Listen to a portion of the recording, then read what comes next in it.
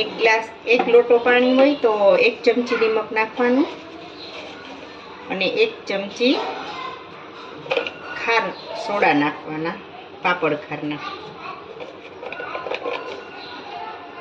એટલે આ લીલી મરચી, આદુ અને મરચી છે એ નાખશું. બનાવી છે જાતે બનાવી છે એ કલર માટે નાખશું.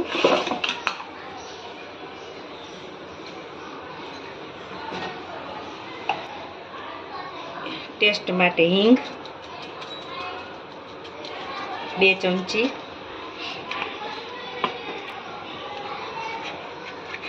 બે ચમચી જીરું,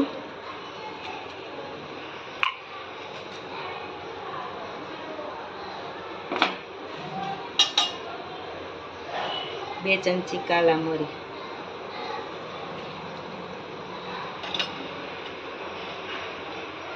પછી પાણીને ઉકળવા દેવાનું.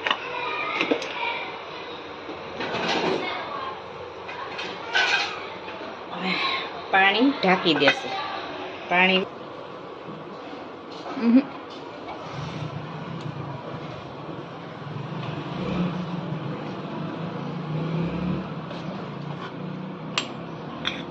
હવે આ પાણી ઉકળી ગયું, એમાં મરચી નાખી. પહેલા નહીં નાખવાનું તો છીંક આવશે, જ્યારે ઉકળી જાય લાસ્ટમાં પછી જ નાખવાનું. હા, પાણી તો ઉકળી ગયું, ગેસ બંધ કરી દઈ.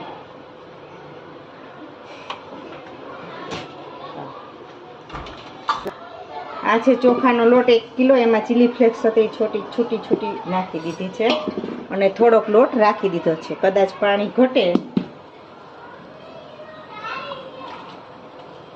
હવે આમાં પાણી નાખીને આપણે હલાવીશું.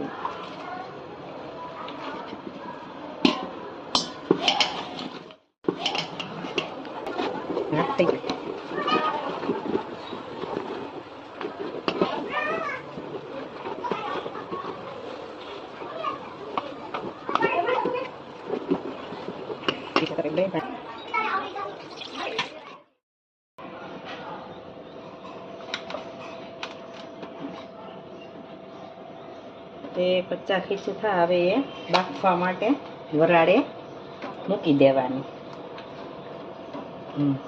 આ ખીચું બફાઈ જાય એટલે આ બફાઈ ગયેલું ખીચું આવું કલર ચેન્જ કરી દે. આ જ ખીચું સફેદ લાગે અને બફાઈ ગયેલું ખીચું તમને પીળું દેખાશે. તમારે ઝાઝી લીલી ચટણી નાખી હશે ને તો તમને સરસ આમ એકદમ લીલા કલર ઉપર દેખાશે. અમે થોડીક રેડ ચીલી નાખી ને, ચીલી ફ્લેક્સ, એટલે થોડુંક લાલ દેખાય છે. પછી આવી રીતે આમ માથે કપડું ઢાંકી અને માથે તપેલું ઊંધું વાળી દેવાનું, જ્યાં સુધી એને પૂરી રીતે બફાઈ ના જાય, જે અંદરના ભાગમાં આવી રીતે એકદમ પીળું ન થાય ત્યાં સુધી બાફવા દેવાની. આવું વ્હાઈટ ન દેખાવું જોઈએ. જો કેટલો ચેન્જ છે કલર. હવે આને સીધી આવી રીતના મિક્સ કરી દેવાની ખીચુંને. આ સરસ મિક્સ થઈ ગયું છે.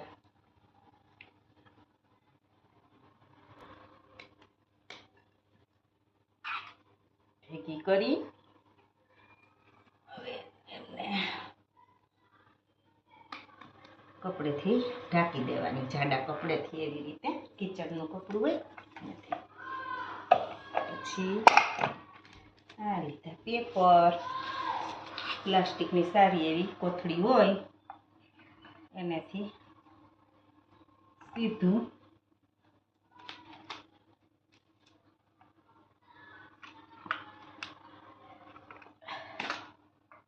ગોળ નથી વાળું.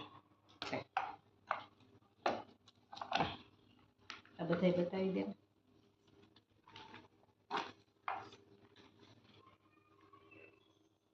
આ થઈ ગયો અમારા પાપડ રેડી. જુઓ, મસ્ત દેખાય છે, સ્વાદ પણ સરસ આવે છે. અમે ઘરે જ બનાવીને ખાઈએ છીએ. બહારથી એક પાપડ પણ અમે નથી લેતા. અમે એવી રીતે પણ ઘઉંના પાપડ બનાવેલા છે. આ જો અમારા ઘઉંના પાપડ જુઓ. પ્રોસેસ થોડીક અલગ છે, બનાવશું અમે ત્યારે પાછો વિડીયો શેર જરૂર કરશું.